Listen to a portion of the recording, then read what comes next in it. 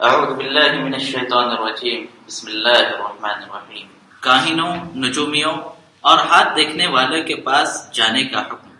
اللہ تعالیٰ کا ارشاد ہے، کہہ دیجئے کہ آسمانوں والوں میں سے زمین والوں میں سے سوائے اللہ کے کوئی غیب نہیں جانتا۔ سورہ نمل آیت نمبر 65۔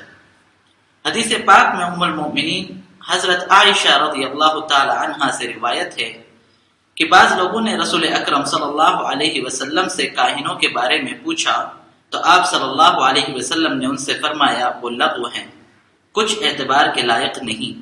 لوگوں نے کہا یا رسول اللہ صلی اللہ علیہ وسلم، ان کی بعض باتیں سچ نکلتی ہیں۔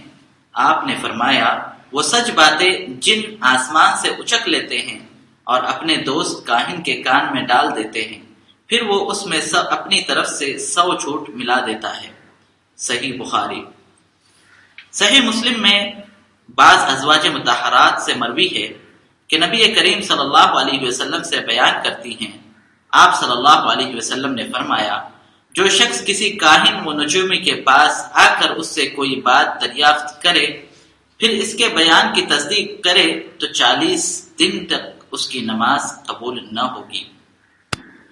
پتہ یہ چلا غیبی معاملات کا علم صرف اللہ تعالیٰ کے لیے خاص ہے، کسی اور کے لیے نہیں، خواہ وہ اللہ کے مقربین فرشتے ہوں یا انبیاء کرام و رسل ہوں۔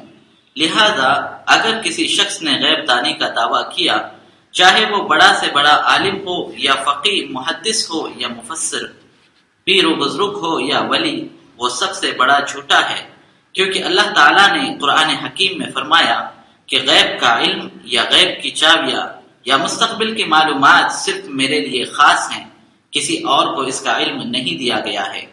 آج معاشرے اور سوسائٹی میں مختلف قسم کے پیر و بابا موجود ہیں جو غیب دانی کا دعویٰ کرتے ہیں اور طرح طرح کے کرشمے دکھاتے ہیں اور ہاتھوں کی لکیریں دیکھ کر انہیں ان کے مستقبل سے روشناس کراتے ہیں۔ یہ سب سے بڑے جھوٹے مکار قسم کے لوگ ہوتے ہیں۔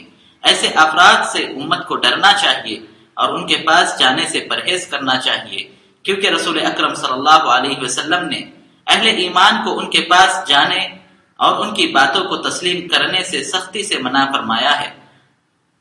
فائدہ نمبر 1، کاہن اور نجومی کے پاس جانا اور ان کی باتوں پر یقین رکھنا کفر ہے۔